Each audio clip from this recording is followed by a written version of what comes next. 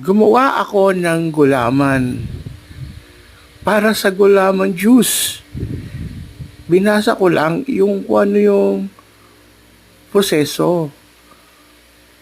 Naglagay ako ng 5 baso ng tubig sa kaserola at binuhos ito unti-unti at aking hinalo-halo at isinalang sa kalan at ito nga ay hinalo-halo ko. Inanda ko na rin yung paglalagyan kapag ka siya ay naluto na. Diyan ko isasalin. Yan. Yung gulaman na aking ginagawa. Hinalo-halo ko yan habang siya ay niluluto ko. Dahan-dahan paghalo. At yan na nga mga absat. Yan, unti-unti na siyang kumukulo.